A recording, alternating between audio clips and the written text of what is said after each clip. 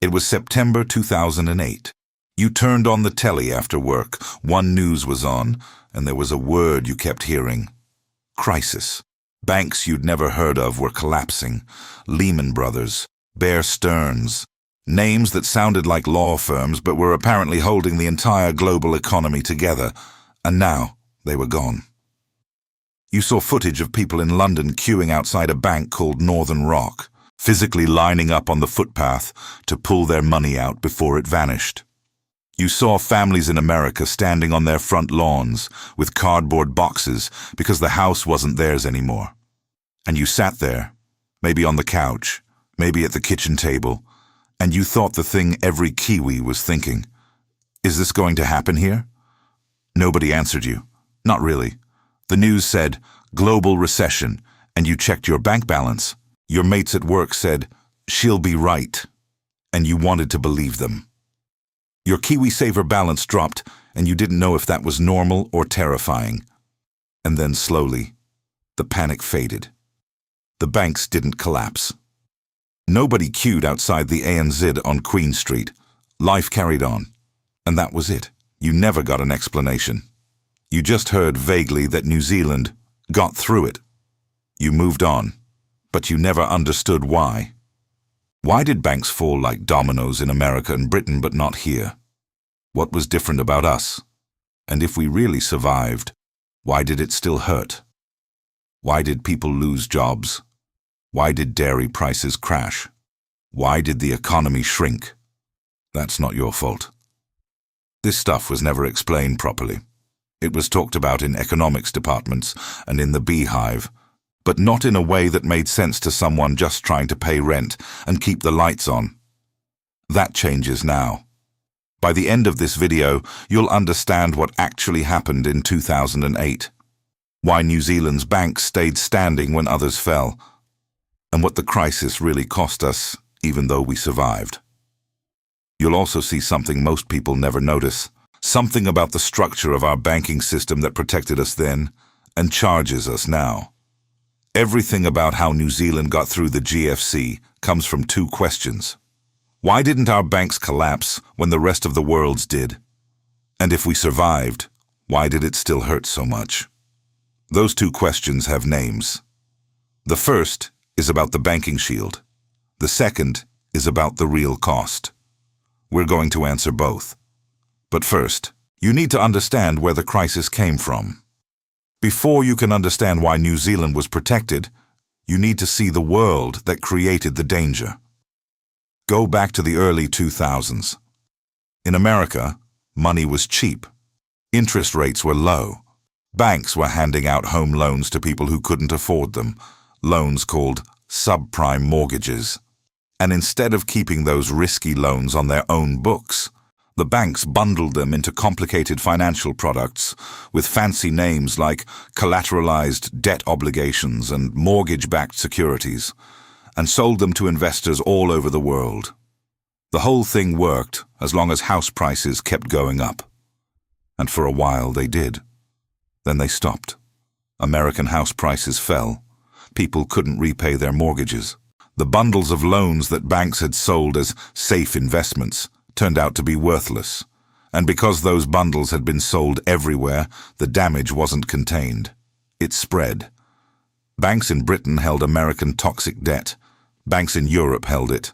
Investment funds in Asia held it.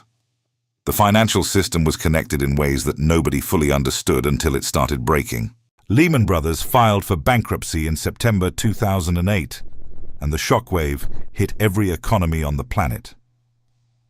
The GFC was like an earthquake that started in New York and sent waves across the ocean. By the time they reached us, they were smaller. But they were real, and they hit. Before you can understand the banking shield or the real cost, you need to understand the idea that makes both of them possible. That idea is contagion. Financial contagion. It means that a crisis in one country doesn't stay in that country. It travels. Think of it like getting sick on an aeroplane. Doesn't matter if you're sitting in the last row. If the air circulates, you're exposed. That's how global finance works. New Zealand is a small, open economy. We trade with the world. We borrow from the world. Our banks are owned by Australian banks, which are connected to global markets. When credit froze in America, it didn't just freeze in America, it froze everywhere. Banks around the world stopped lending to each other because nobody trusted anyone's balance sheet. And when global credit freezes, a country like New Zealand, which depends on international capital to fund its mortgages and its dairy exports and its government spending, feels it immediately. Contagion is the reason a housing bubble in Arizona can cost a freezing worker his job in Christchurch. It sounds absurd. But that's how interconnected the system is. New Zealand couldn't just close the door and pretend the fire wasn't happening. The smoke was already inside. The question was whether our house was built well enough to survive. And that brings us to the first tool. Here's what the banking shield actually was. New Zealand's banks didn't collapse in 2008, and the reason isn't luck. It's structure. 3 things protected us, and once you see them, the whole picture makes sense. The first thing was conservative regulation. The Reserve Bank of New Zealand, the RBNZ, had been quietly doing something unglamorous for years. It required banks to hold more capital than many other countries demanded. Capital is the money a bank has as a buffer against losses. If a bank lends out $100 and the borrower doesn't pay it back, capital is what absorbs the hit. New Zealand's capital requirements were relatively high. More importantly, New Zealand's banks had almost no exposure to the toxic subprime products that destroyed American and British banks. No significant holdings of collateralized debt obligations. No exotic mortgage-backed securities. The reason is simple.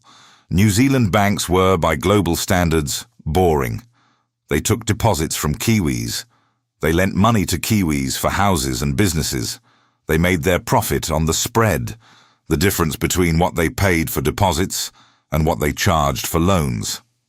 That's it. While banks in New York and London were playing casino with structured products, banks in Auckland and Wellington were doing plain vanilla lending. And plain vanilla doesn't blow up. The second thing was the Australian connection. This is the part most people don't think about. The 4 biggest banks in New Zealand, ANZ, ASB, BNZ, and Westpac, are all subsidiaries of Australian parent banks. Commonwealth Bank owns ASB. National Australia Bank owns BNZ, and so on. In 2008, this turned out to be a massive advantage. The Australian banking system was also conservative. Australian banks had strong balance sheets, high capital, and limited exposure to subprime. So when the crisis hit, the New Zealand subsidiaries weren't orphans. They had well-capitalized parents standing behind them. If something had gone seriously wrong in New Zealand, the Australian parents had the resources to support their subsidiaries. That implicit backing gave confidence to depositors, to regulators, and to the international markets that funded New Zealand's banking system. Nobody panicked because nobody believed the parents would let the children fail. The third thing was what New Zealand didn't have. We didn't have a shadow banking system. In America, enormous amounts of lending happened outside the regulated banking system, through hedge funds, investment banks, and special-purpose vehicles that nobody was watching properly. When those collapsed, the regulated banks got dragged down with them. New Zealand had almost none of that. Our financial system was simple, regulated banks doing regulated things. The key point is this. New Zealand's banks survived the GFC not because they were clever. They survived because they were boring. Conservative regulation, Australian parents with deep pockets, and a financial system so simple that there was nothing exotic to blow up. The house was well built. It didn't burn. But the heat from the fire next door was still intense. And that's where the real cost comes in. Here's the part that the "we survived" story leaves out. New Zealand went into recession. Real recession. The economy shrank for 5 consecutive quarters, starting in early 2008. People lost jobs. Businesses closed. The unemployment rate climbed from 3.5% to nearly 7%.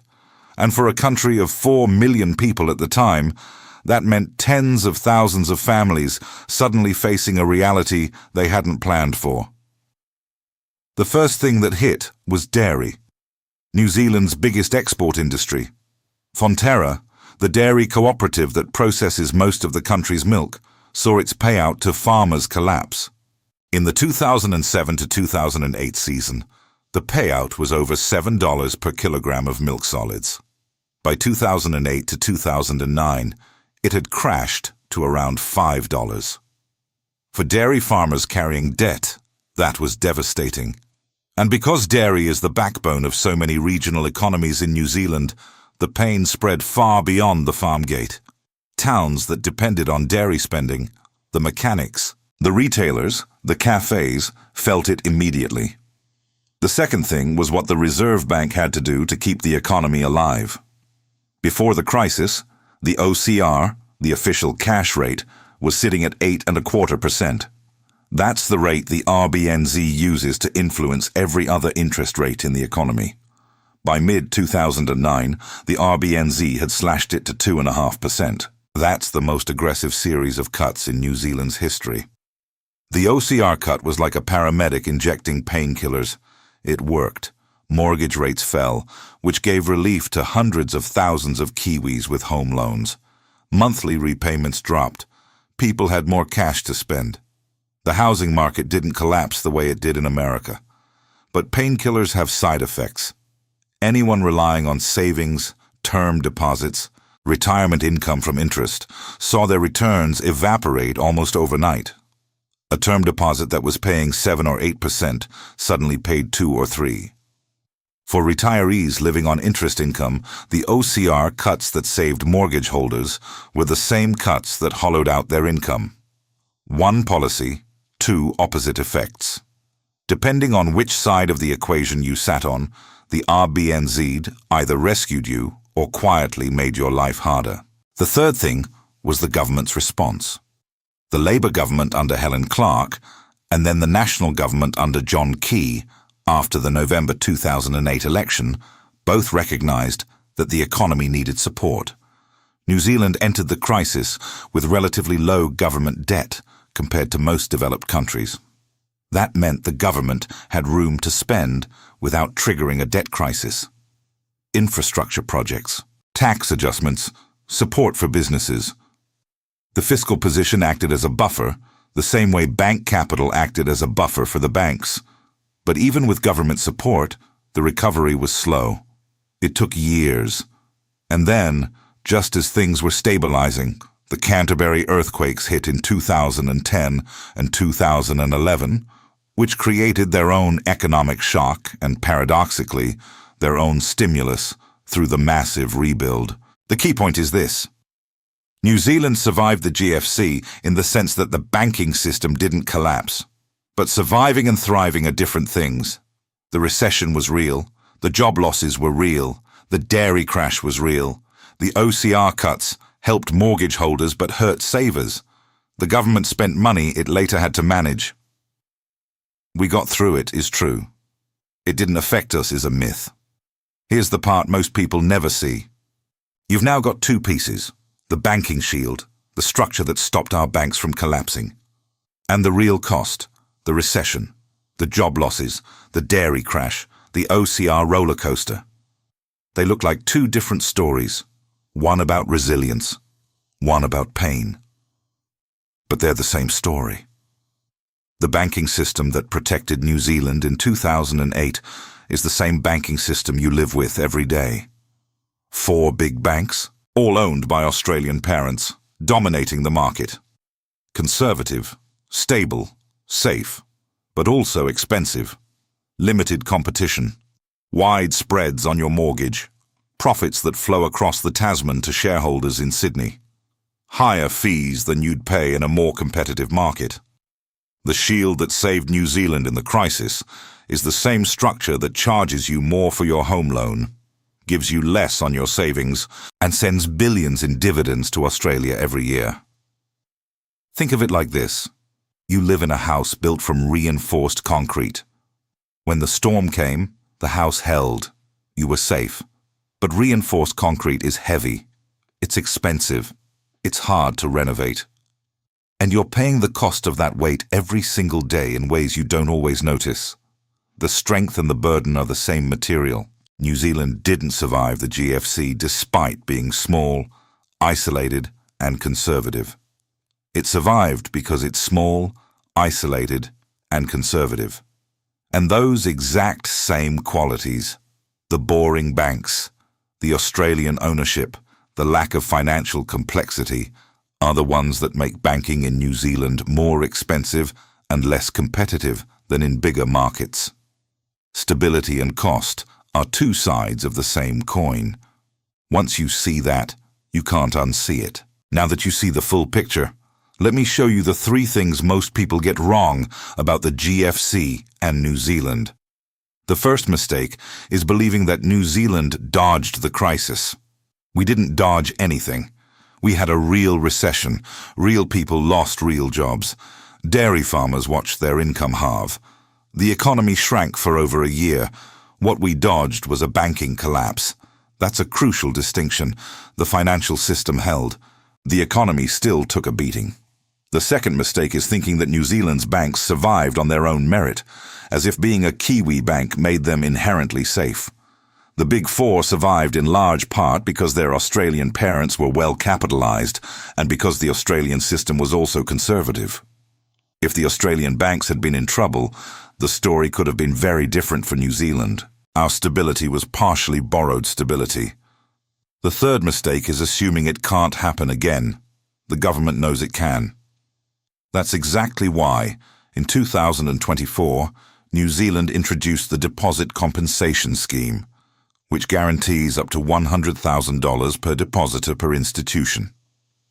That didn't exist in 2008. It exists now because the GFC taught New Zealand that even a well-built system needs a safety net for depositors. The lessons of the crisis are literally built into the rules we live under today. Let me show you exactly how this knowledge is useful right now. When you hear that the RBNZ is cautious about regulation or slow to allow new entrants into the banking market, you now understand why. The conservatism that sometimes feels like it holds New Zealand back is the same conservatism that stopped our banks from falling in 2008.